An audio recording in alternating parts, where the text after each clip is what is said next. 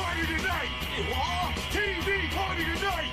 Oh, we got nothing better to do than watch TV and have a couple of brews. Don't want to talk about anything else! We don't want to know. We're dedicated, yes, to our favorite shows!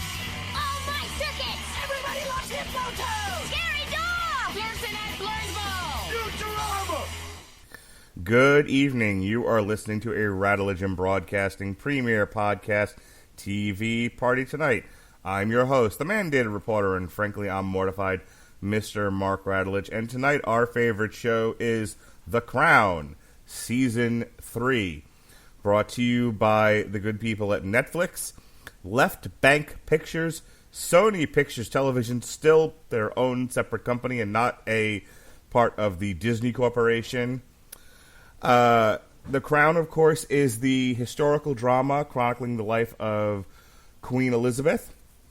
Joining me once again on this walk down the Crown, as it were, talking Season 3, is, of course, Andrew Graham and his lovely wife, Alecia. How do you do, folks? We're doing pretty good. Really excited to talk about this season. I have things to say. They're not all, they're not all good. Yes. Also joining us tonight, first time discussing The Crown, I believe, is David Wright. How you doing, Dave? I am doing good as long as I don't confuse the mute and hang up button on Skype. Yeah, that would be good. All right, so Season 3 debuted November 17th, 2019. We get into it now. We've had a cast change. Claire Foy is out. Olivia Colman, boo, is in. We've got Tobias Menzies as Prince Philip. Helena Bonham Carter as Princess Margaret. Yay! We've got, let's see here, Josh O'Connor starring as the adult Prince Charles. Ben Daniels as Tony, Prince Margaret's husband. Prime Minister Harold Wilson, played by Jason Watkins. And Erin Doherty as Princess Anne, who might have been my favorite character outside of Princess Margaret this season. She's fantastic. So, let me first get into sort of general impressions of this season, the transition from the old cast to the new cast. This season takes place between 1964 and 1977, and which I believe puts Queen Elizabeth, correct me if I'm wrong, in her 40s-ish, 40s, 50s, somewhere in there. Help me out. Yep, I think right through that range. Right around there, yeah. Okay. So I'll go to you first, Alecia. Were you how after the first two seasons, and I do want to talk about my thoughts on continuing the series past those two, but we'll round back to it. But knowing where this was headed and the time period they were chronicling, and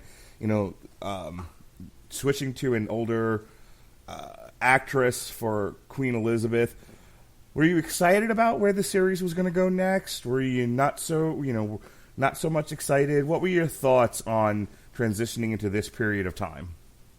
To be honest, I was very nervous about it because I loved the original cast. I mean, how can you not?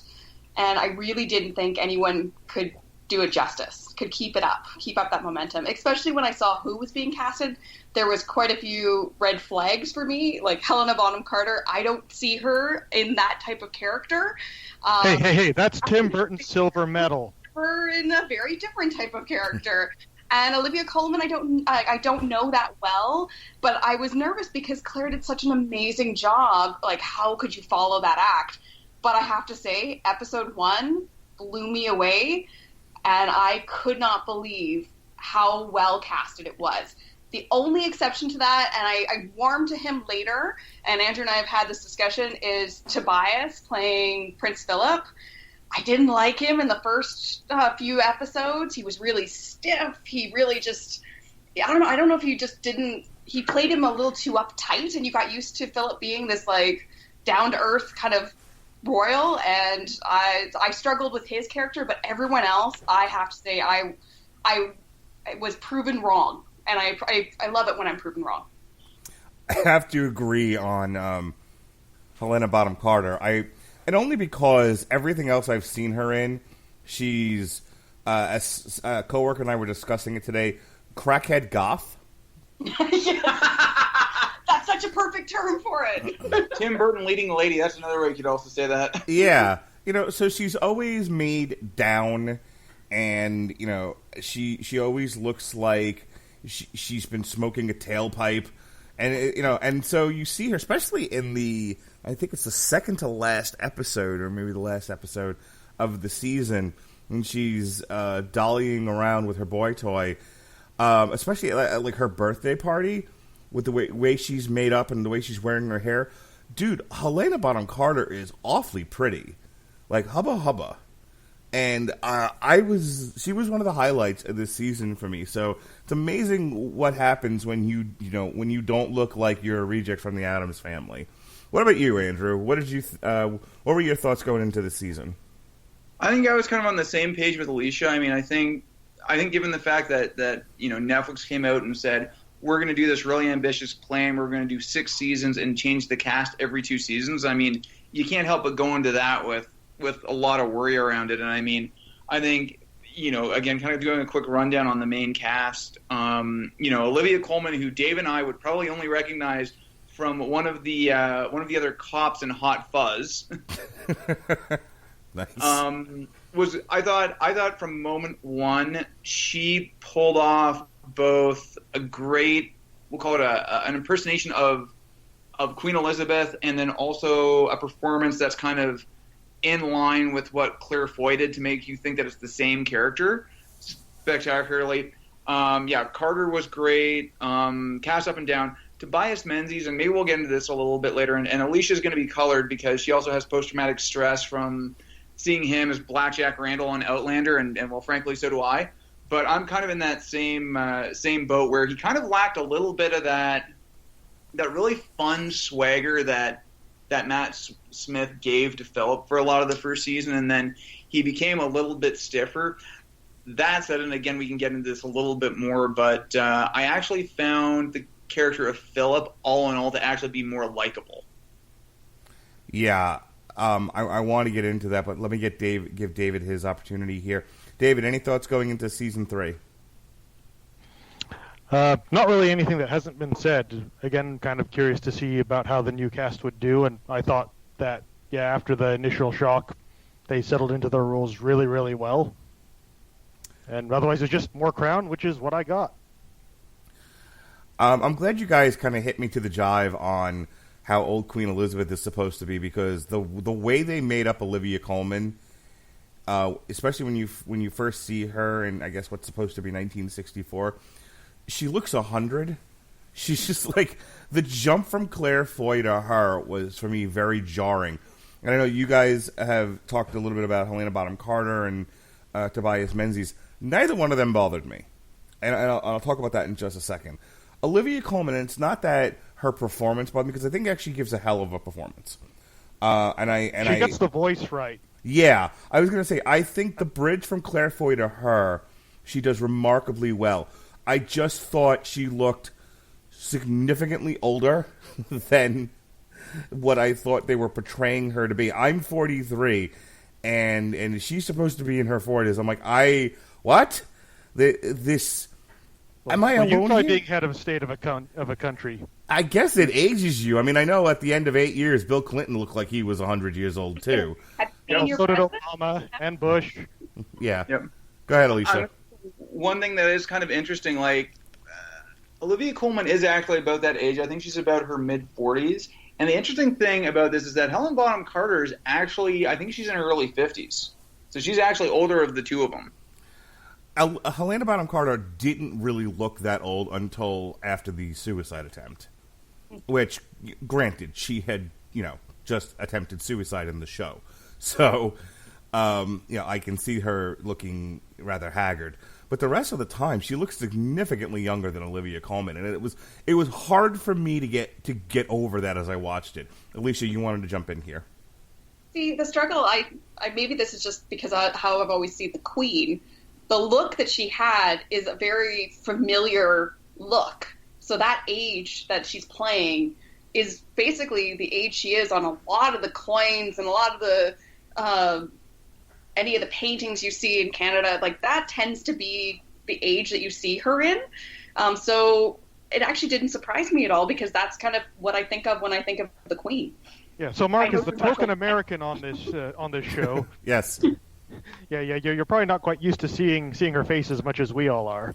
No, and I think that was it. It was too jarring an age gap to get from Claire Foy, who even at the end of season 2 still looked pretty young, and then this woman looked like she was 60 in the opening episode, and didn't seem to age at all by the end of it. You know, and when we're talking about a over 10-year period between the first episode and the last episode, so not. I got over it eventually. I was like, well, what are we going to do here? And I just more focused on. And now here's my other problem. I'm going to throw this out there, and then we can kind of break some of the topics down. But I didn't love season 3. There were things about it I liked, and I'm committed to doing this to the end. But I feel like seasons 1 and 2 told this really great story about what happens to someone when their life gets turned upside down by being thrust into a position of royalty, a position of power, such as being Queen of England, with almost no preparation, it coming out of left field, and you're oh so very tender and young.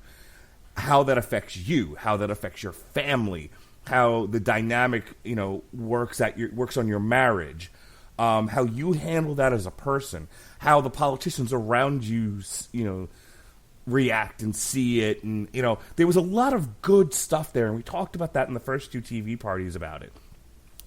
And then so it goes from that to at the very end, how we talked a lot about how it affected Philip, and at the end of it, she basically tells them, "Look, shit, or get off the pot already. Either you're with me and we're in this together, or you're not." And I was like, okay. And then he kind of gets over himself, and he does it, and season 2 ends. I'd kind of be thrilled if they had just left it at that. Yay, we told this story in 2 seasons. I don't need to see any more of this. And and the reason I say that is, while there was interesting stuff happening in season 3, and I'm much more interested in Helena Bonham Carter's story than Queen Elizabeth's. Okay, I just went actor to character. Prince Margaret to Queen Elizabeth. I just feel like this season was 10 episodes of shit happens. Shit's happening. She's doing Queen stuff. Here's a period of time and a place in history where things were happening, and we're showing them to you in a dramatic fashion. But I don't find the Queen's arc to be very interesting anymore. Have I lost my mind, Alecia? Am I not seeing this for what it's worth? Maybe a little. Okay. May I take this one? Absolutely. Okay, so I see where you're coming from, Mark, and I don't think you're wrong, but I think it's like in those first 2 seasons, that was basically, that was her. It was the Queen, Prince Philip, settling into these new roles that they have had thrust upon them and just trying to figure it all out. Now we have a Queen who's older, harder, more experienced, and that's the character that we have now. She knows how the game is played. She knows what's expected of her for the most part and how to deal with things. And it focuses a bit more on the people around the Queen. Like, I'm sure we're going to get to it a bit later, but when Charles comes in and starts whining about, why doesn't anybody care about what I have to say? I'm not going to be a stuffy old king. I'm going to speak my mind, and so on and so forth. And then she just says, no, that's not what we're here for. Nobody cares what we think. Nobody wants our opinions. They just want us to be the crown. That's it. That's our job. That was the best part of the entire season. Yeah, by the way. Yeah. We'll get a bit more into what that means for for Charles himself. But this is more her where she is, and we still have her sort of those moments where she does sort of say, I wish that I could get out of this role and be a bit more me. Like when she's talking with, I forget the guy's name, like when they're out doing their horse racing tour, it's like, like I wish this was my life instead of the queen. I just wish I could, raise horses all day and race them. That's what I love in life. But no, I gotta go do this queen thing and stop my uncle from taking over the country. And then you can sort of even see it when she's dealing with the prime ministers. First, I think it was second season when the prime minister quits, and she says, this is the third time a prime minister has quit on me. I don't get to quit. You all get to. Think about how I feel. And this time around, she's like, oh, how many prime ministers has it been now? 7? Oh, yeah, that's right. I'm not saying you're wrong. I'm just saying I think you hit on a very good point. This is now the time where, sure, she's still the centerpiece, but they can shift the camera away and look at some other characters and see their stories. Okay. And I would even wager in seasons 5 and 6 we're going to get, the more elderly queen, and that's, again, going to change a bit of how she reacts to things around her. Well, eventually they have to get to Diana, and I imagine there's going to be a lot of time spent on that. But I think that's my point. So Charles is an interesting character, and that blow-up where, she's like, and nobody cares, Charles, which is the second time I've heard that this year with a different Charles. That's an X-Men joke, everybody. Yeah. He should have said, I think the people of Wales might disagree with you, but... But I want to get Alecia and Andrew back in here, but I think that's it. Is okay, I get that she's the centerpiece, she's the anchor, but now there's going to be some shift onto some other characters. But I feel like they're still trying to figure out the balance of that, because I was much more interested in Prince Margaret's failing marriage, and I was much more interested in Charles trying to figure himself out and taking on his role. And I thought that Princess Anne was hilarious in this, and I could have just watched episodes just dealing with her being snarky. But they still spend a lot of time with the Queen and no Doi, but I don't find her story that interesting anymore. I feel like her story is told. Let's go back to Alecia for a second, and then if you want to comment on Andrew, and then we'll move forward. Well, I'm trying to remember, honestly. Andrew and I had this discussion about how this image has shifted, and it's in season 1 and 2. She was being told, you can't do that, you can't do that. Now she has become the person controlling the crown. She's no longer being controlled. She's the one in control. And I think that's the changing perspective. So, like, in season 1 and 2, it's Tommy constantly saying, that's not what the crown is, that's not what the crown is. And now she's the one saying, that's not what the crown is.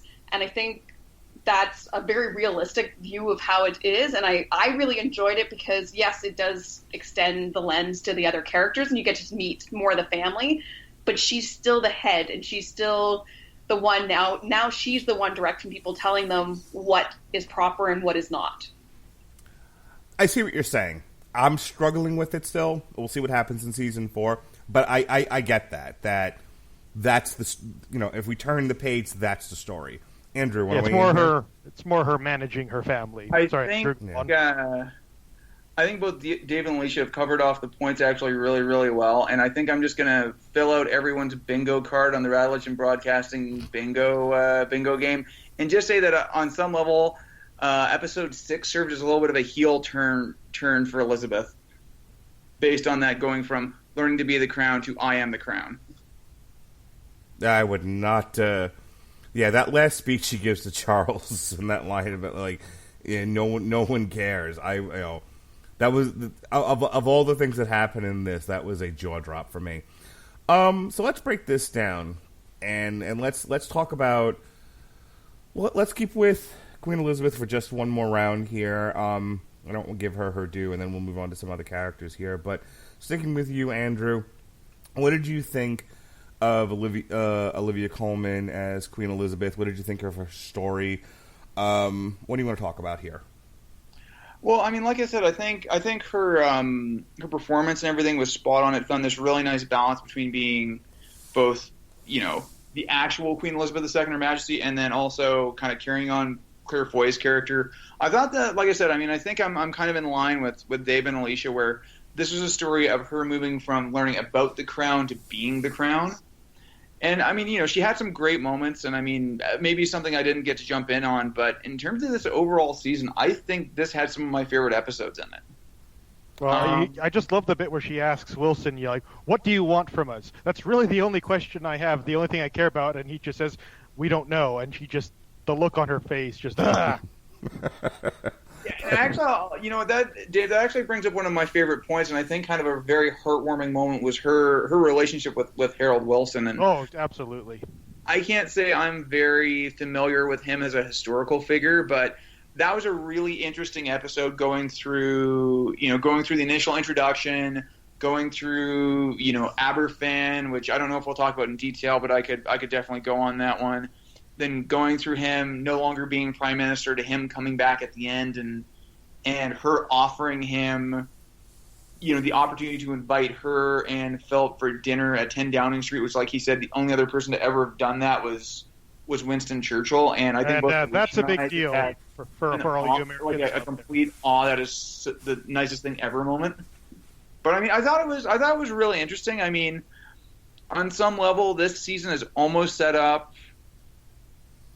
We're getting a lot of setup in this season in terms of Her Majesty, in terms of Charles in particular, in terms of how everything's going to go down the road. I think they're laying the groundwork in this season, and season 4 will have a lot going on. Alecia, anything else about the Queen? Well, I mean, everyone's covered everything, but what I found interesting this time around was to really see the Queen's relationship with her children. I think you assume that she was very involved based off of season 1 and season 2, because before she was the Crown, she was very heavily involved. But you see that relationship has shifted quite significantly as she's become the Crown. And she has to view her children not just as her children, but as pieces of the puzzle that need to be in a certain place in order for things to go the way they need to go. So I found that really interesting, the introduction of the children as adults and then going back and forth with her was probably some of my favorite parts of the episodes. So we started this podcast talking a little bit about the change from enactors for Prince Philip, and as much as I liked Matt Smith, who plays him in the first few seasons, I actually liked Tobias Menzies. I thought, he didn't bother me. I didn't think he came across as stiff. Maybe that's because I have this very Americanized impression of the royal family, where they're all stiff. I don't know. Again, this is not my area of expertise.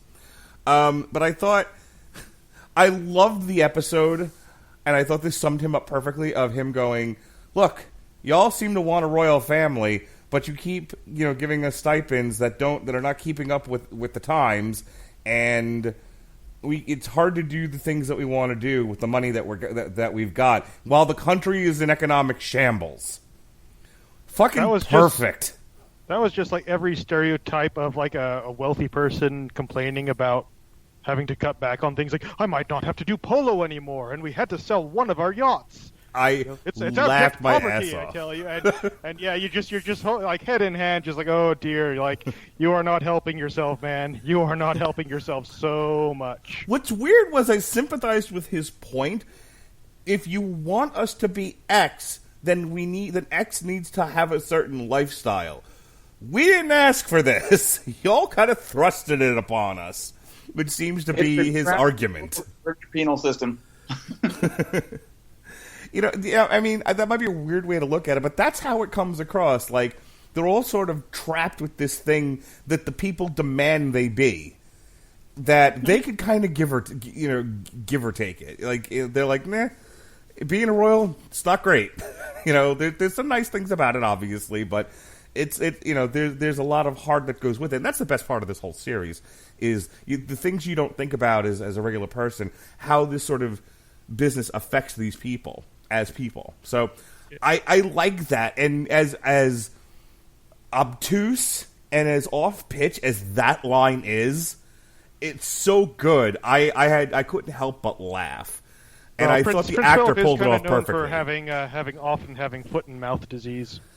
I've heard. So I just wanted to give him credit. I mean, we can do a quick word on him and what he does this season. You know, the movie that comes about after that, which was again off pitch. But I give him credit. I enjoyed his performance, and I thought that in particular was just the height of hilarity. Alecia, any further thoughts on Tobias Menzies as Prince Philip? Like I said, I struggled with him at the beginning, but I have to say the one episode that changed my mind about him playing that character was Moondust. Seeing like that episode, okay, he sold me on it at that episode. He was no question. Just his mannerisms and the way he dealt with seeing the moon landing and meeting the astronauts. I was like, okay, that I can see him as Philip, and I can see the how good of an actor he could become. But I also, as Andrew has mentioned, I kind of have a problem because I still see him as Blackjack from Outlander, and that was a very harsh character, and it's hard to disassociate from that sometimes. So that moon landing episode is exactly why I don't want to meet my heroes. Yeah. Well, it's when you learn that important lesson that Philip learned. They're all just people. Yeah. Like once you have learned that, then you're no longer disappointed because you just know. Yeah, like you meet your heroes or your celebrity, and you realize, oh, hey, it's just a person. That's one of the worst things about social media now is that a lot of this, and I don't want to get off on a tangent here, but you know, social media gives voice to everybody, including those who already had a voice to begin with.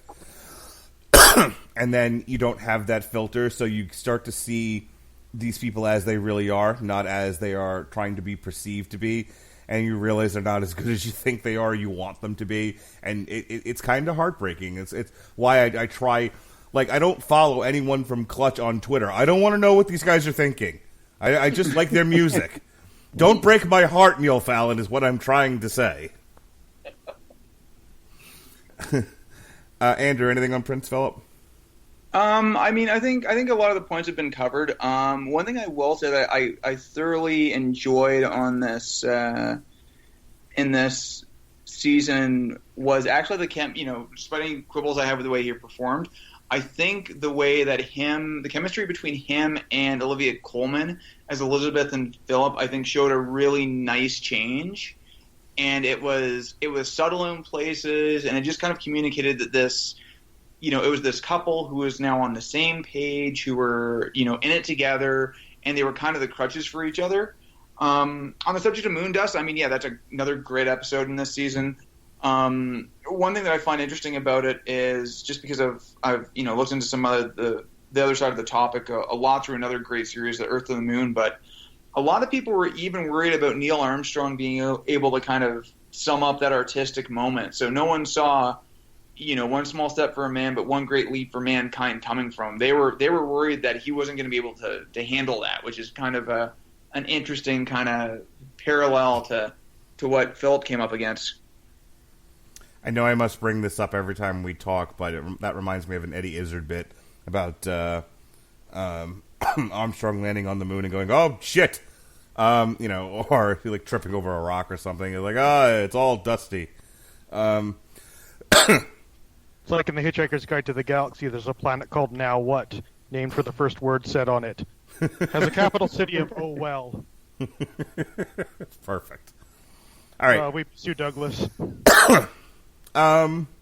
Before we get to, I want to spend some time on both Charles and Prince Margaret, since their stories do take up a lot of time in this season when you're not dealing with the Queen. But I want to go to, I want to start with you, Andrew, for if you know anything about the historical aspect of this almost coup that happens, that's represented in the episode dealing with Charles Dance's character, Louis Mountbatten, where I guess the conservative group tries to overthrow the Labor government because the economy's in shambles, and like they're not content to just win an election; they actually literally want to take the government over.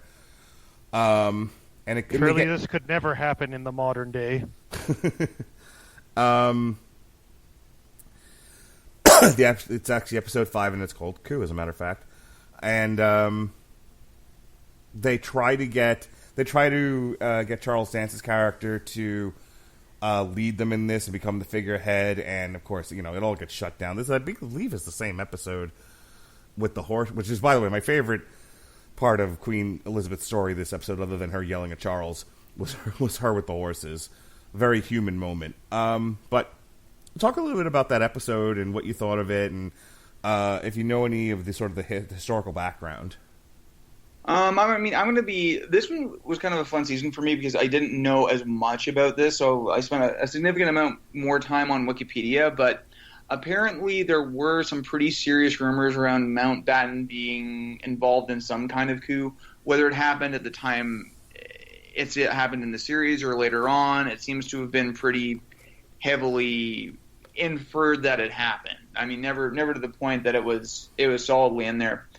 That said, I do want to have a quick pause on the historical stuff, just to talk about how I think it was interesting, whether by design or not, that I found that there were a lot of, and it could have been coincidence, but there were a lot of leanings towards historical coincidence with kind of current activities. Like, you could argue that, hey, all of the economic upheaval is going on is very, very similar to what's happening with Brexit. When you're looking at the episode Aberfan and the family trying to respond to a disaster, that you can look at very similar and contrast and compare with the Greensfeld fire 3 years ago. You talk a little bit about deploying the various family members for emergency diplomacy, and I mean they've certainly been doing that over the last couple of years since the Brexit vote happened. So. That was definitely one of the more interesting things I found about this season from kind of a allegorical point of view. Anything else on Alecia? What did you think of the coup episode? Well, to be honest, my favorite part of that episode was similar to you, is that Elizabeth the horses. I mean, you always historically know that Elizabeth's passion is her dogs and her horses. Not even a question. If she was never queen, that's what she would have done. It's what she loves. I think she loves them more than most humans around her. You kind of get that even just from a historical context. So to see what could have become, it was happy to see it and see her so happy, and then kind of sad to see that couldn't have been her life. That was my part of the episode. David, anything on the coup, or, since we're on the subject, Elizabeth and her horses? Again, that sort of carries on from in the first two seasons with Elizabeth sort of having to go through the whole, I don't want to be queen. I never asked for this. It just, I was born into that situation, which is not uncommon. Was it Louis the 16th? Was that the last Louis? Andrew, back me up here. Okay, well, anyway. Last king of France. Yep. Okay, 16th. There we go. Yeah, like loving father, loving husband, really wild about clocks. Like, he could have just been the best clocksmith. Yep. Really nice guy.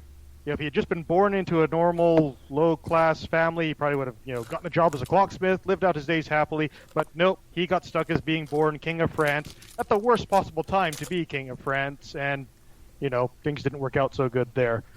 So having Elizabeth sort of, and even when she's talking to the Duke of Windsor, sort of giving him crap for all the nicknames and disparaging remarks, like, hey, I didn't ask for this, you quit. So at least give me some damn respect for sticking at this job, which I don't want. I'd much rather just spend some time with my dogs, my horses, and my kids. But now I've got to put up with all this crap running this country / empire, and he kind of even does go like, I kind of, that is a sucky thing for me to do. So it was kind of nice to have that sort of moment for Elizabeth where she gets to sort of take the veil off a little bit. And of course her having to cut things off to go back home to basically child her uncle for trying to overthrow the government. Just like it's like, what have you kids been doing? How many times do I have to tell you not to usurp the throne? You know, I just that sort of like family drama, but we're playing with much heavier things. And about the only other thing I'll mention for that episode is the moment where Philip comes in and starts questioning her and prodding about her relationship with her new horse trainer. Just like, is that all it is? You're just good friends? Like, nothing else is happening. I hear you've been spending a lot of time together. It's like it's really you of all people are going down this path with your wife. Yeah, that was irony at best. Yeah, we'll get more to that kind of a conversation when we get to Margaret later on. Yeah. I'm going to dig in one other quick thing on Mountbatten because, well, we have to fill out another square in that bingo card for me bringing up random Canadian trivia. This card actually exists, by the way, Alecia. I created it, I should know. But he makes a reference to Dieppe, which I'm pretty sure chapped the ass of every Canadian watching or listening, and may have gotten a rather vocal and vulgar response from me. But, yeah, Mountbatten was kind of a interesting character in terms of he had a lot of he's the reason that you have the phrase leaders are supposed to protect other people from good ideas, and he had a lot of good ideas. Okay. It's Charles Dance after this episode kind of softens a bit, even though he does a crummy thing to Charles with the Camilla Shan stuff, which we'll talk about in just a second. I'm so used to Charles Dance from Game of Thrones, where he was awful. Same. As in like an awful person. Yeah. As an actor, he was great. Oh, no. He's amazing. But yeah, he's played such an awful character. I found myself a few times having to shake my head and go, he's not that character. He's fine. This is all good. All right.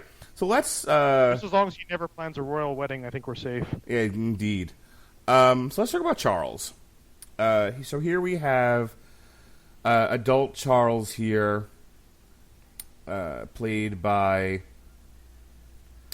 Josh O'Connor, who, let me talk about the performance here, and we'll give everybody a round with this. I thought he did a pretty good job of eliciting sympathy and empathy from the audience.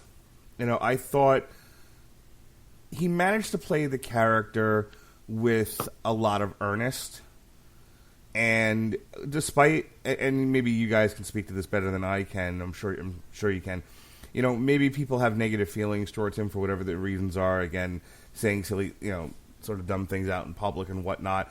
Again, I'm not as familiar with the guy, so I don't really have an opinion on him, so instead I'm just watching this performance, and I'm like, I see his point of view. I can sympathize. I get it. It's hard to, you see him brushing up against a lot, much like his mother did, brushing up against a lot of the structure and feeling so trapped and so limited by it, and not being able to live your own life. Meanwhile, you have this title, that you are the what is it? The Prince of Wales. You're the Prince of Wales, and you're this and you're that. You're supposed to have power with the monarchy, and these people are so limited in what they can do and what's expected of them. And so we saw that with his mother. We saw that with his father. Now, kind of, it's his turn to wear that bridle, and I thought the actor did a good job with wrestling with it to the point where I was sympathetic towards him, and I wanted to see his story and where it was going. And the stuff with Camilla, where they're finally broken up, utterly broke my heart. Just, as somebody who does not follow this sort of thing and is generally not, this is not the sort of thing I typically go after. Just watching it unfold, I was like, that's a shitty thing to do to a guy. So let's talk about Prince Charles, Alecia. What are your thoughts here? Well, I thought Josh O'Connor did a great job. I mean, he definitely looks like Charles. Oh my goodness. Like, just in the first scene that you see him, you go, "Whoa, wow, they really did a good job casting." The ears alone just set it off. That's true. But I don't know. I personally know maybe a little too much about Charles. and don't have that warm and fuzzies for him that some people who maybe aren't as familiar with the crown do. For me, he's kind of a whiny kid. Like, unlike Elizabeth wasn't born into the crown. She got the crown thrust upon her at and only learned that she was going to become the part of the crown at an older age. And he's known since birth. And I get that he's struggling with it a little bit more, but I kind of go, okay, dude, suck it up. Like, you're going to be king someday. At this point, we'll see if she outlives him, and he'll see if he actually becomes king. But yeah, isn't he like 75 now or something like that? 72. 72. Yeah, I mean, either or could go first. Like, it's flip a coin. I don't know. And you mentioned the Charles story at the end where that they break them up. I argue they didn't break them up. Yeah, spoiler alert. She made her choice. Well, Camilla made her choice. She didn't have to go for Andrew. She could have stayed with Charles. She made her choice. I don't know. That's I struggle with the Charles. I think the Charles character was really well acted. I think they brought an interesting perspective to it. I think it's going to become much more interesting in the next season because you bring the Diana portion of his life into focus. But I don't know. I thought while it was well acted, I kind of got annoyed with the Charles and the whininess and the I don't want to be what I'm supposed to be. I just struggle with this idea, and I absolutely get what you're saying. My only counterpoint to that is we're going to bestow this title on you that says you're the all-powerful wizard, but you can't do anything. Got it? No one actually wants to hear from you, and you're just supposed to remain silent and mysterious and vague and not be a person. Could you just be a mannequin, a well-dressed mannequin, please? And this person has to live in that body. Yeah, true. No, that's a good point. I can see as a young man growing up, you will fight against that, and I mean definitely as we get it, I don't know how far the seasons are going to go, but I mean his children definitely fought against it at one point or another. I think they all go through that phase, but I don't know. I think for me, maybe knowing too much about what happened to him later, I kind of lost sympathy for him a little earlier. That's fair, but in the narrative, we're not there yet. So, a podcast or two from now, I may be like, hey, that guy's a bag of dicks. I get it. Okay. But I have not gotten to that part of the story.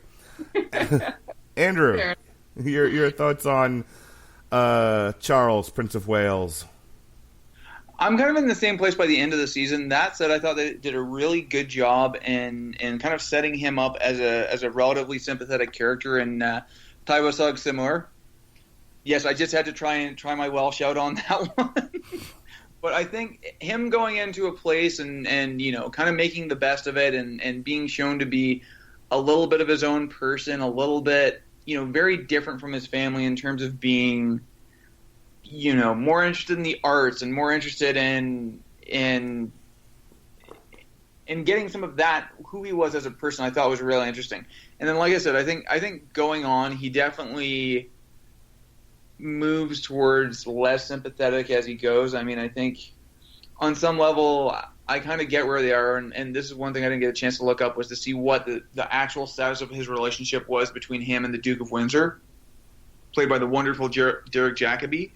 But I kind of feel like he almost took to that a little too quickly and became the woe is me character very quickly. And again, like I said, I mean, it's going to be interesting. And there's something Alecia and I talked about, was trying to figure out where the balance of this series is going to move forward between kind of like focusing on the Queen versus focusing on Charles and then Diana and then, Fergie and Andrew. And if Pat were here, I'm sure he'd mention Jeffrey Epstein, but anyway.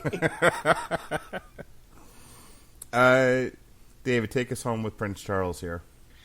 Okay, so yeah, it is a very funny thing about the British monarchy. How it's like, yeah, we'll give you absolute power, at least let you keep absolute power as long as you promise that you will never ever use it.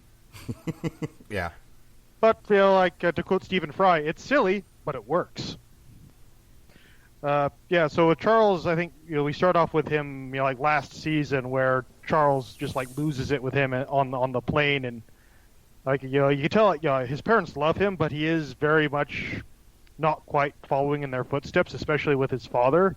Like for example, when Andrew and I were in cadets, there's this award that you could win called the Duke of Edinburgh Award, and it was basically just for like physical performance.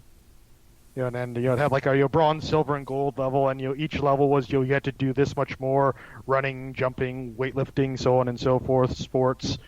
And the higher you get up, leadership, and like the higher you get up, the more prestigious the awarder is. And eventually, of course, if you get the gold, then it's personally presented to you by the Duke of Edinburgh, Prince Philip. So he's someone who very much holds these sort of masculine ideals about physical stature, winning in competition, leadership, strength. We see more of that when he talks about the Apollo astronauts as being men of action, and just how let down he is when he finds out they're just a bunch of guys. And then now imagine that's your dad, and you care more about poetry and acting. It's basically the Swamp Castle from Monty Python and the Holy Grail. No singing, enough with the singing. Listen, man. I sympathize with Prince Philip.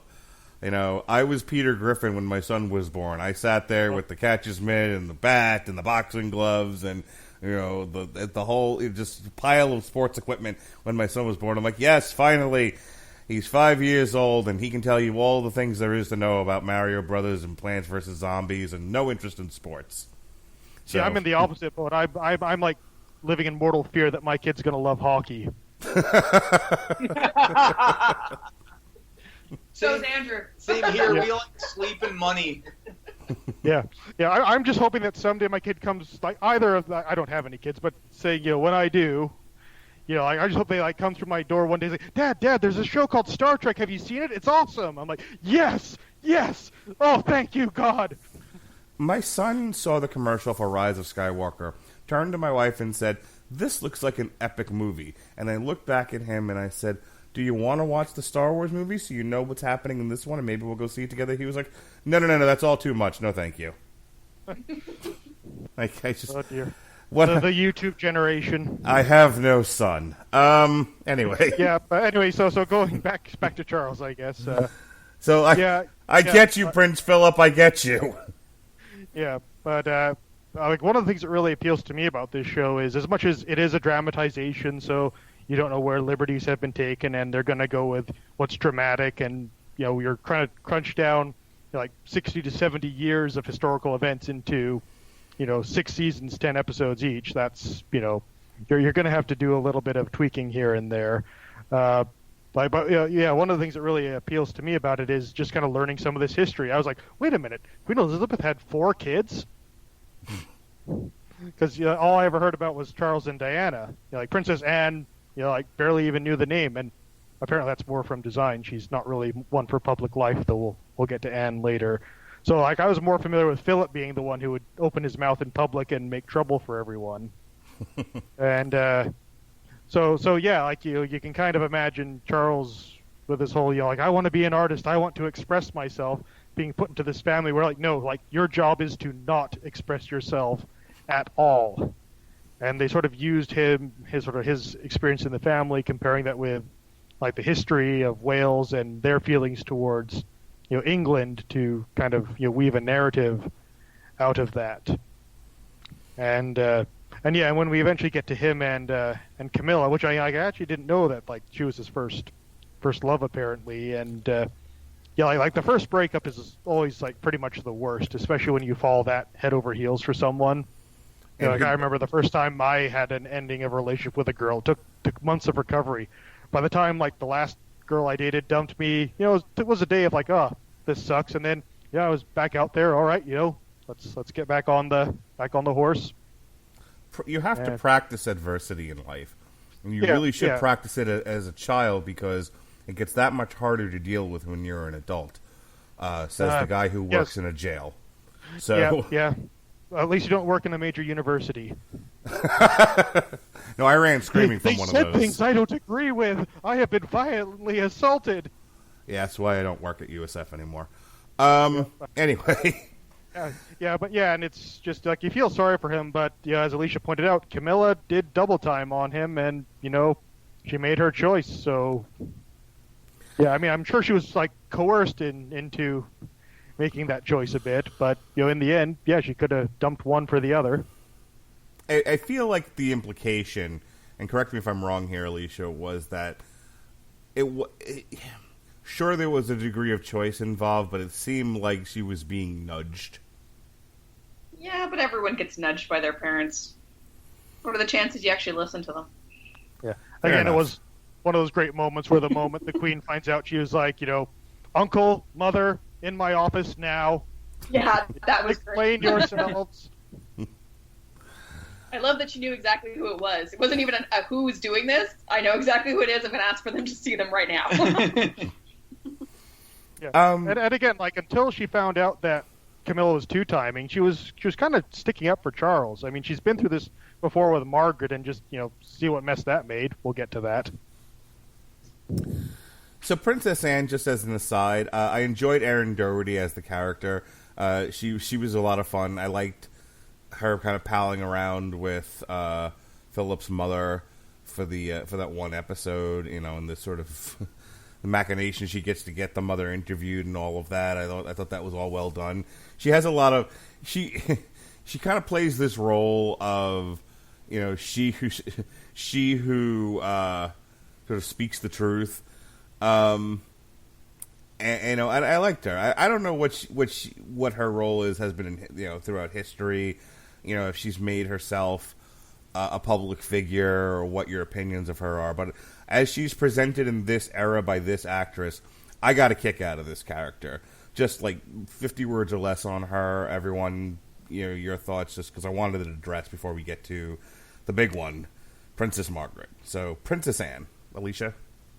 Loved Erin Doherty's portrayal of her. Anne is very well respected. Her daughter just is an Olympian athlete. So Anne is always seen as kind of a very well respected person, and I thought this is a great portrayal of what she probably was like in her younger age. Just absolutely loved it. Loved her acting, loved the character. Andrew?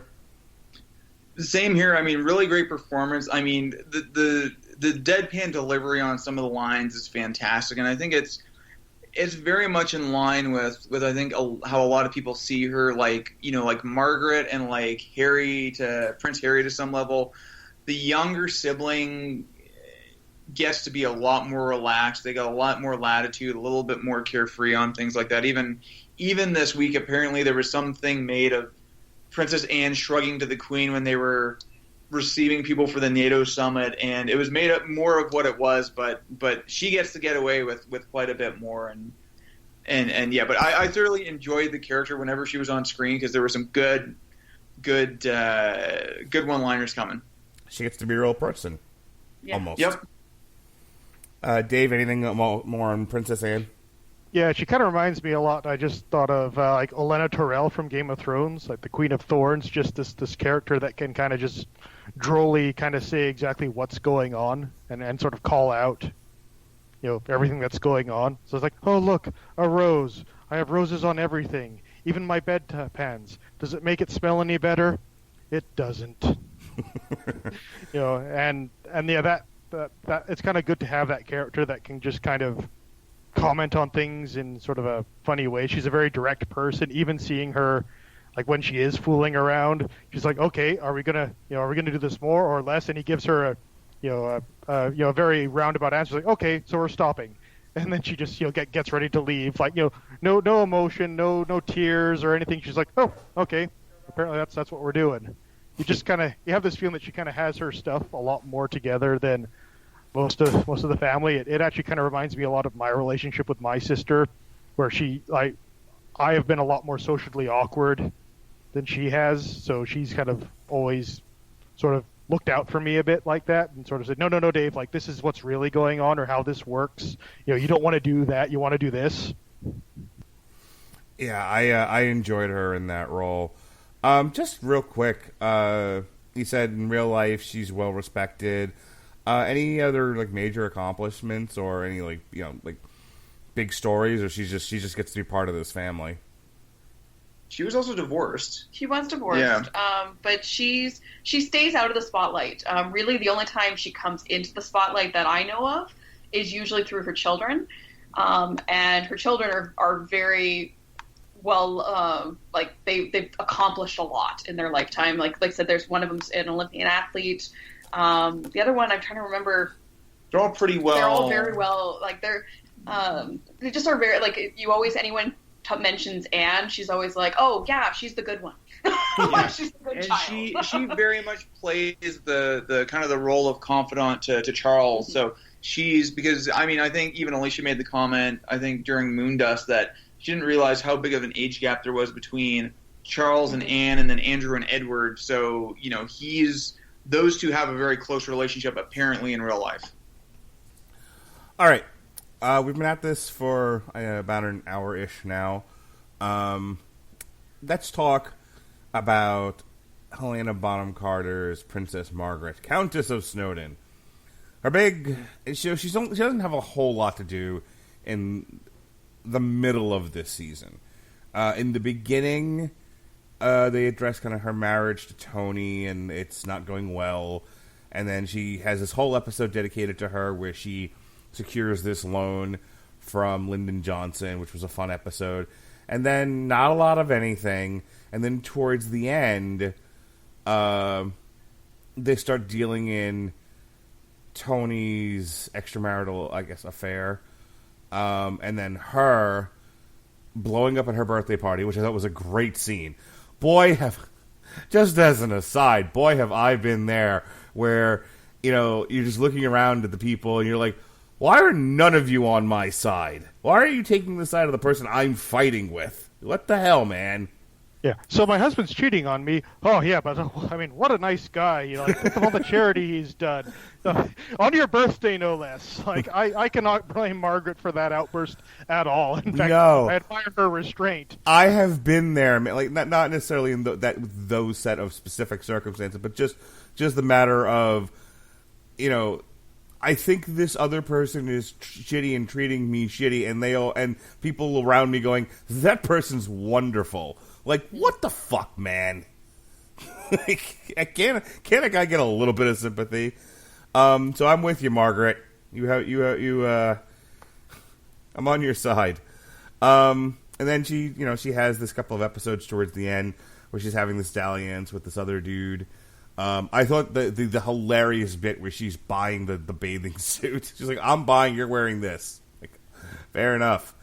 And then the horribleness with the suicide attempt, and this really tender moment between her and her sister where she's like, you showed me what my world would be like without you, and it would be unbearable, and so the shit ain't worth it. Do what you need to do. And I thought that was that tied up that story pretty well. So all the credit in the world to Helena Bonham Carter. I don't always love her and everything she's in, and we'll talk about Fight Club early next year, but I really enjoyed her in this, and I'm looking forward to what they do with her, and I hope they do more. I was actually a little let down, to be honest with you.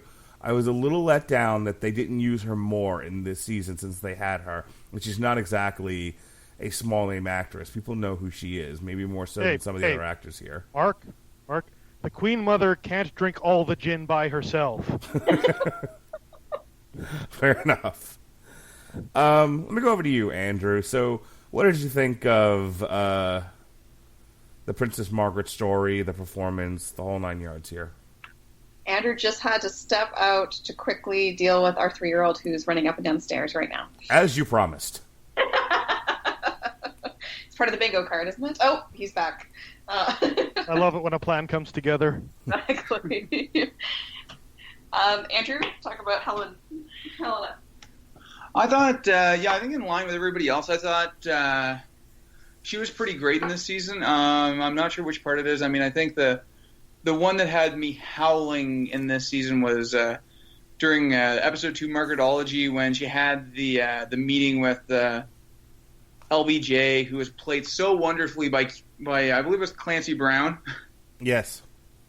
And I thought I had beefs with the way that Kennedy was portrayed, but I thought LBJ was spot on, and kind of the way she was kind of playing this very up character, and then, when we get to the end of it, and, she kind of has this spiral downward. She gets into the relationship with the Royal Cabana Boy, for lack of a better phrase, and just kind of where that ends. I mean, even, again, kind of talking about how they play off each other. Like, I mean, I think the scene with her and Elizabeth at the end is just absolutely heartbreaking. Yeah. That's what I was saying before while you were indisposed. It was a heart-wrenching scene, beautifully played by the two actresses, and one of the highlights of the season. Alecia, talk to me about, you got to hear my whole spiel. Talk to me about Helena. You know what? As I mentioned earlier, she was my red flag when they were doing the casting, because I never expected her to be able to pull off this type of role. Let me ask you. Let me stop you there. Why? What in her? I've only ever seen her as like this extremely dramatic character, and this to extremes, to a point where I thought it would be so contradictory to what the other characters are going to be. I mean, Margaret's a very theatrical and very dramatic character from season 1 and season 2, but not to the extent that I picture the roles that she's played in the past. And I was quite happy to see that she reined it in, but didn't have to rein it in, because I'd almost like the other characters brought up that drama and brought up that level of enthusiasm that she brings to every character that she plays. Listen, I'll have you know that Helena Bonham Carter pulled off a masterful, dramatic performance as Bellatrix Lestrange. I don't know that role. She's a character in the Harry Potter movies.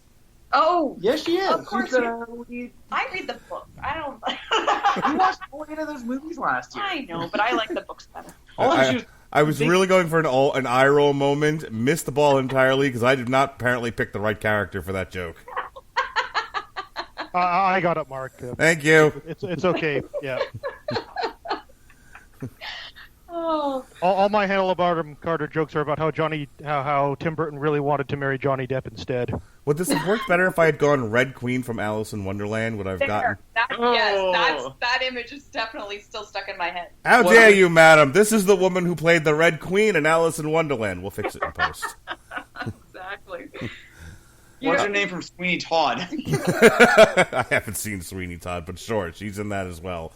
And Red Harrington from The Lone Ranger. Come on, people. People. The Fairy Godmother in Cinderella, 2015. Ari from Tim Burton's Planet of the Apes. How do you not see Elena? All right. Okay, close IMDb, Mark. We can't be here all day. Somewhere out there, Robert is screaming because we made reference to a movie with Mark Wahlberg in it.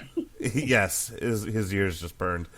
Okay, I can see your point because of the kind of role she's played. Not that she's a bad actress, but she's a very good one. She's just so dramatic, and I mean, so kind of show stealing. It goes against the type of character she usually plays. She's not quite Denzel Washington banging the scenery mercilessly, but she does kind of lap dance on it. I get that. Yeah.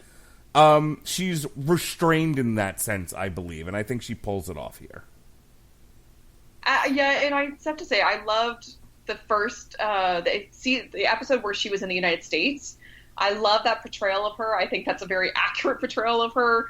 And I know you wanted her in more of the scenes. I'm kind of glad they kept her out because she's very good. She actually does steal the scene quite a bit.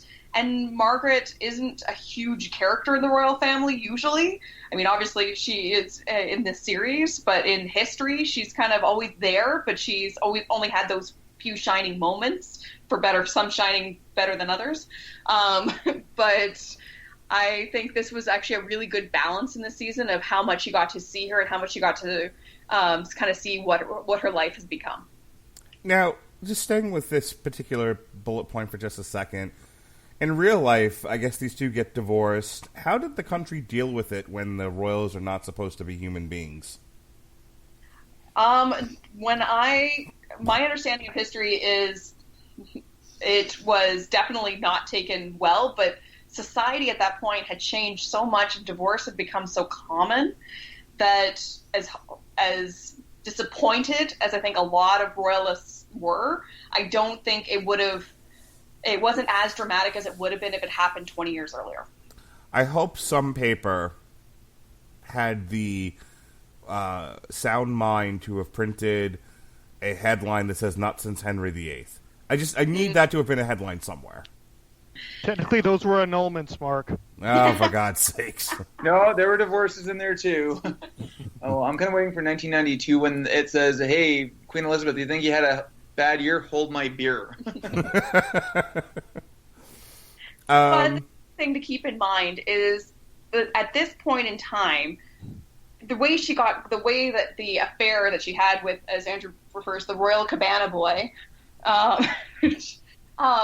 the way that got found out, the fact that there were cameras like sneaking up and onto their private property and taking pictures of them, I think kind of at that point the jig is up of that they are kind of humans that I think if that affair hadn't been released, if the public hadn't already known about the fact that their marriage was kind of a sham to begin with, I think it would have been a bigger deal.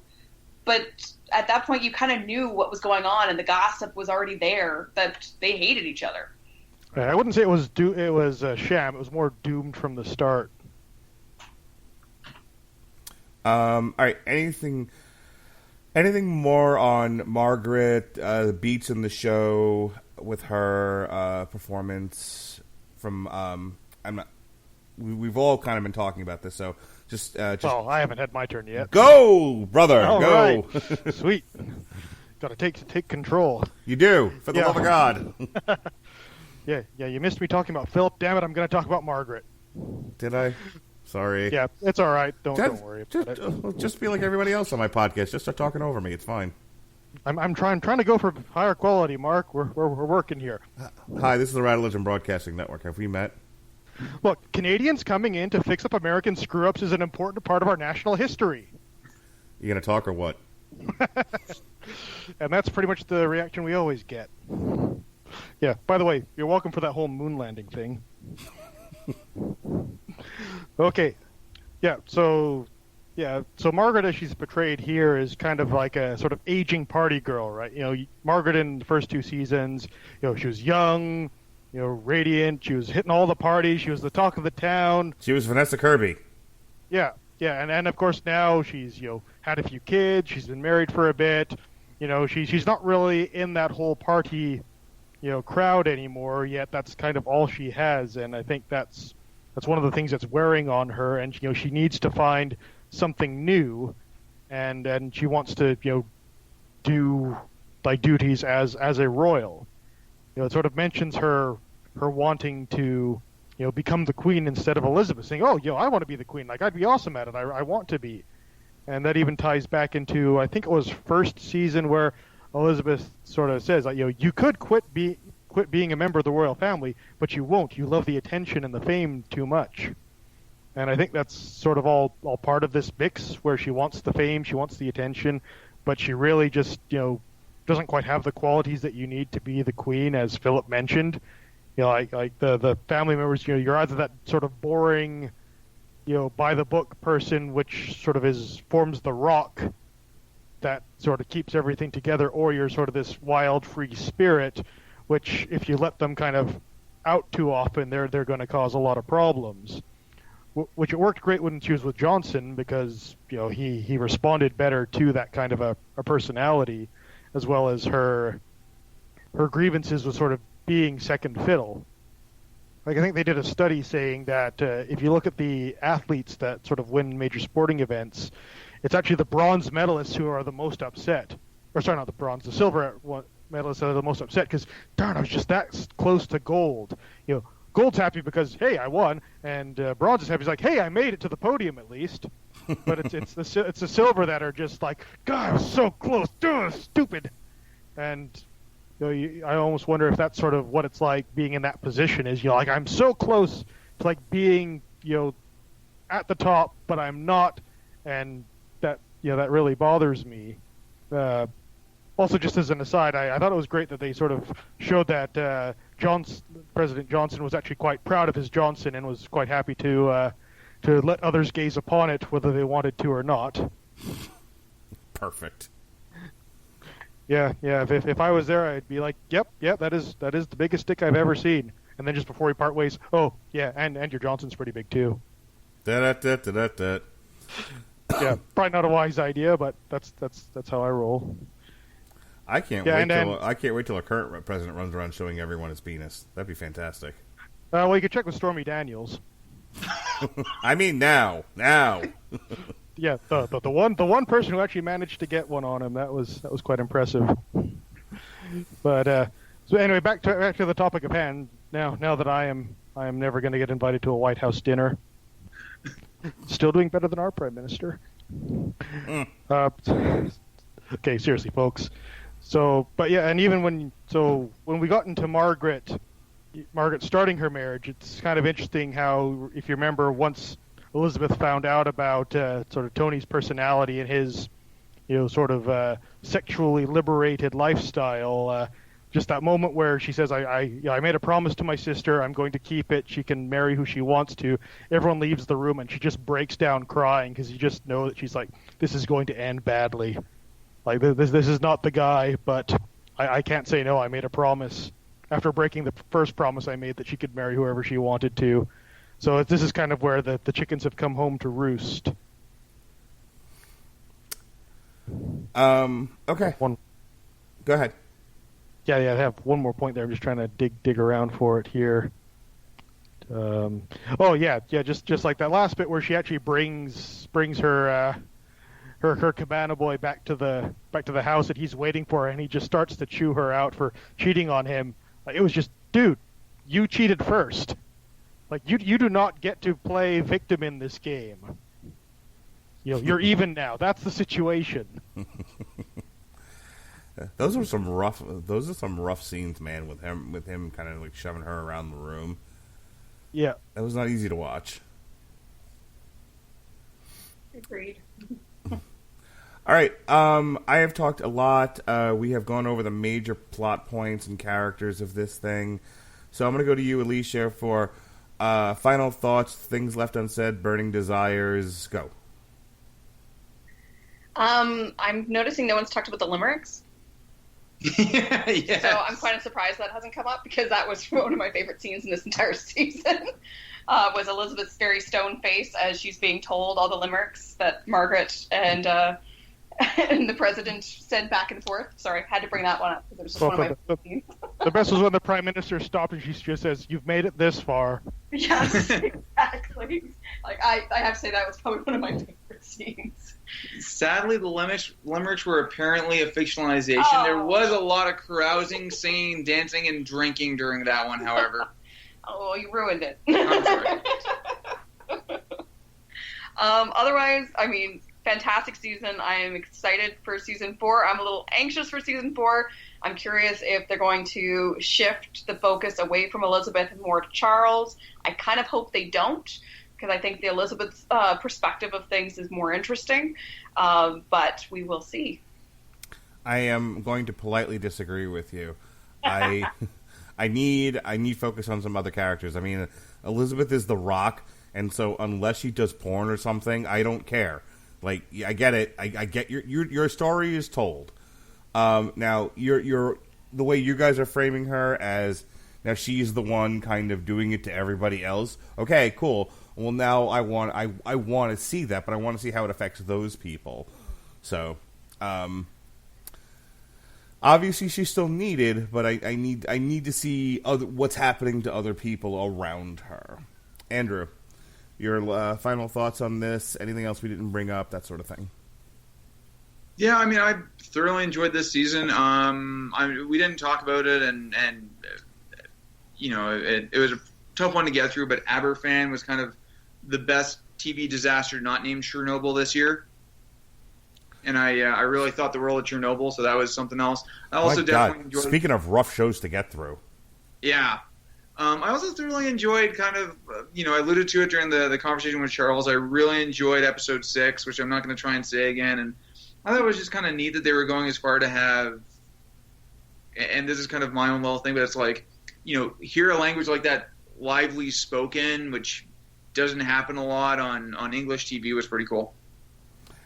Just as an aside, I chose to watch Chernobyl while I was getting chemo earlier this year, and had to, it was not one of my wisest choices, and had to turn it off to watch Backyard Wrestling instead. I think that's a better choice. Yeah. I did eventually get through the series, but I'm just saying, if you have to watch Chernobyl, maybe don't do it while you're getting some sort of invasive procedure or highly radioactive chemicals pumped into your body. It's just some friendly advice. Yeah. Also, don't go to the Peace Museum in Hiroshima. I mean, go to the Peace Museum in Hiroshima, just maybe not while you're getting chemo. Not while you're debilitated. All right, Dave. You get the see. I skipped you so many times, but you get to have the last word. How about that, buddy? Huh? All right. I got nothing. No, just kidding. Perfect. Yeah. Plugs. Yeah. No. One thing I think we did miss is talking a bit about was Philip's midlife crisis and that sort of acknowledgement. But you think it's actually funny because you wouldn't see the royals as having midlife crises because, you're the frickin' Duke of Edinburgh. You're married to the Queen of England. That's what most people aspire to in their lives. So I thought that was quite a nice view of that sort of moment in someone's life. Like I'm not quite there yet, though I did kind of a few years back have that sort of moment of what do I want to be doing with my life? Do I want to keep going as things are now, or do I want to start making some changes so that when I am older, I'm in much more in a position that I want to be in? So I can kind of relate to that kind of a moment where you sort of have to take that cold shower and look at what you're doing. I know we keep talking about, Philip through different periods of time in public has not made some bright moves, and I get all that. But I really do feel for his story, because when he says things like, I have, again, all of these titles and all, and all of this wealth and, whatever else, but what have I really accomplished? There's something to be said about the purpose-driven life and idle hands. We bring them up because they ring true, and it's such it's such a bit of irony, and it comes out in his character, and it comes out in Charles as well. And these are the things that I kind of latch onto when I watch it. Yeah, well, and I think as much as there are people that you don't like or you disagree with, or that say or do things that you don't like, and sometimes for a good reason. They are people who have their own stories. I'm not saying that justifies what they do, in your opinion, but it is kind of interesting to sort of see that, behind this facade there is like a human being who is dealing with, the same junk that all of us have to deal with at one time or another. And so to sort of give my final thoughts here, they mentioned Philip's, disastrous movie attempt where he's like, look guys, trust me, I've seen what happens when the people don't appreciate the royal family.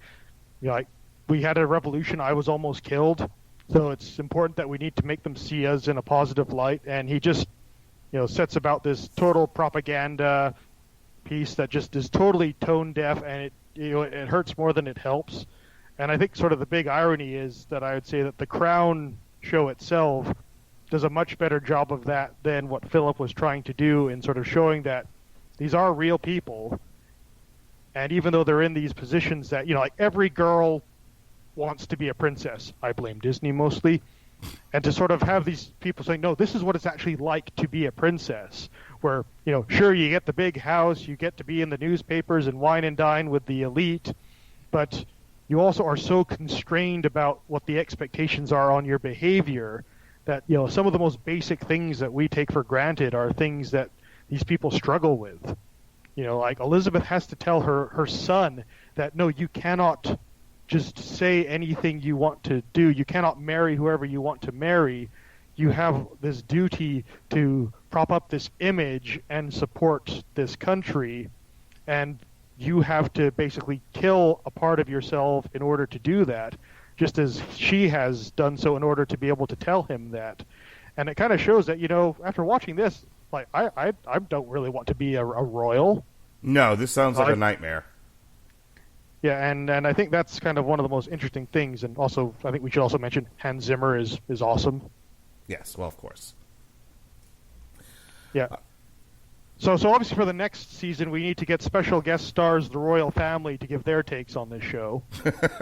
I'm sure that'll be great. Yeah, I think we should put in a request. Has anyone heard if they've named anybody for Princess Diana? Yes, they have. Let me see if I can pull that up right now.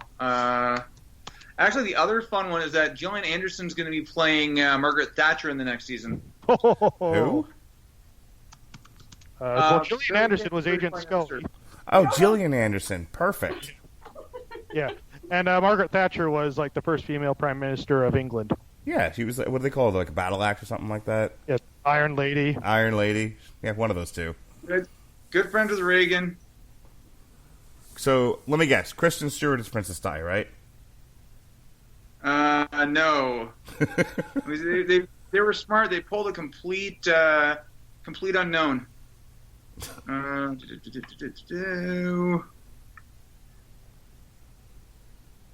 trying to find this right now. Of course, the anticipation is killing me about finding out the complete unknown that is going to be cast as that. You could just say a name. It's Emma Corrin. Okay. I have no idea who that is. You might have seen her already, because didn't you guys do something on Pennyworth? Yes. So she was in Pennyworth, apparently. Terrific. I have no idea who she was, but I'll figure it out. All right. With that said, I think we're done with this for the time being. I enjoyed talking about it. I said, no matter what happens, I'm all in till the end of The Crown. But this one took some getting used to, so it was an interesting season to say the least. So I'll go to you first, Alecia. This is where we start. We do plugs or whatever. I don't know if you're working on anything outside of the occasional chat with us, but now's the time to talk about it if you do. Sadly, I personally don't have anything going on, but I've got a good friend who's got Girls Tries Life podcast. She also has a website called Stress Less Ladies. So it's a great opportunity for women to learn how to stress less, and also men can go on there and learn how to stress less in their lives. I believe the answer is marijuana. Well, that helps too. I'm more partial to single malts myself, but anyway. Sure. I told one of the deputy he should try heroin, but that's mostly because I don't like him. I have no substance abuse problems. I have to deal with all my own problems myself. Andrew, do your thing, pal. Alrighty then. So, as always, I'm training at Steam Martial Arts in Havoc JKD in Calgary. They're a great resource for martial arts in the Calgary area. If you're outside of the Calgary area, I thoroughly suggest you check out one of the affiliates through the Jeet Kune Do Athletic Association. I'm also going to give a quick shout-out to a Calgary-based martial arts filmmakers called the Budo Brothers. You can go check them out on budobrothers.com. They do some great instructional videos, some great kind of piece videos, and they've got some really cool gear on their site as well. Outstanding. Take me home, baby doll, David. Okay. Well, I'm sure I'll be back for the Rise of Skywalker review when we record that. I think we're still doing Lost in Space Season 2 sometime early in the new year. You are correct, sir. Yep, and based on all the trailers that have dropped, looks like there's going to be a lot of good movies that I want to go see next year. Well, at least I hope they're good. No promises. So yes, you'll be back for Rise of Skywalker, Lost in Space, and The Mandalorian, not necessarily in that order. Yep, definitely. You can put me in for those, and Top Gun Maverick. That is the must-see movie event of next year for me. I don't care what anyone says. I wouldn't be worried about anyone. I would be worried about Robert Winfrey. I think I can handle him. Indeed. All right. As for me, love you, Robert. I'm Mark. Tomorrow we've got another chapter in the. How'd you like our history of boxing, Andrew? Chapter 1. It's a period I don't know a lot about, so you know what? I thoroughly enjoyed it. Well, I'm glad we worked hard on that. Took it very seriously. Tomorrow we're recording chapter 2. It's all about Jack Dempsey. Speaking of things I don't know anything about. So I got to study up tonight and tomorrow before we record. I know he had a technique called the Dempsey roll. Okay. And now you know more than I do. You can learn things from watching anime, kids. It's totally not worth the amount of time invested, though. And speaking of The Wire, mark that on your bingo card, everybody. Tomorrow night, we've got Gotham Central, Book 2, Jokers and Madmen. I really have to thank Andrew Graham for telling Jesse and I all about that. We've really enjoyed it so far. Our goal is to eventually finish that series. It's been outstanding. And hopefully I'll actually catch up one of these days so I can... maybe I'll actually try and get through book 3 and time that out so I can actually join you for one of those podcasts, Mark. Yeah, it'd be nice, right? We'll make a seat for you at the table. You'll be like, we'll hopefully get you onto one of those shows. We'll have to base it around your schedule. I gotta like check with you, and then bam, then put it on the schedule. Planning things out with you 3 months in advance doesn't seem to work very well. Yeah, I apologize for that. So, yeah, we all have busy lives. I get it. This week is our last on the bingo card next. This week is our last Metal Hammer of Doom review. We've got Life of Agony, The Sound of Scars, and our last show with Sean for the year. We've got Long Road to Ruin, The Santa Claus. But don't fret. A few weeks after that, January 2nd, we'll do our first on trial of the year for Fight Club. So we've got that on the horizon. Last week we did Teen Titans by Jeff Johns. First 12 issues. Knives Out, Rings of Saturn, which we pissed off somebody who's a real big fan of that band. So that's a fun listen. Alexis Hana and I of Honeysuckle Rose Creations reviewed Lady and the Tramp on Disney+. And then Jesse and I reviewed Season 2 of Titans, which actually made a brief appearance in tonight's Crisis on Infinite Earths. So that was a lot of fun. Saturday night's all right for fights. I couldn't do coverage of Joshua versus Ruiz 2. At this time, I'd like to remind everybody that Andy Ruiz is fat. But we did do coverage for Overeem versus Rosenstrike, where in the ta-da nick of time, Rosenstrike took off Overeem's face, starting with his lips. Ooh, that was ugly. That really was gross. So, you can check out all those shows in the archive. For David Wright and the wonderful Graham family, this has been TV Party Tonight. Be well, be safe, and behave.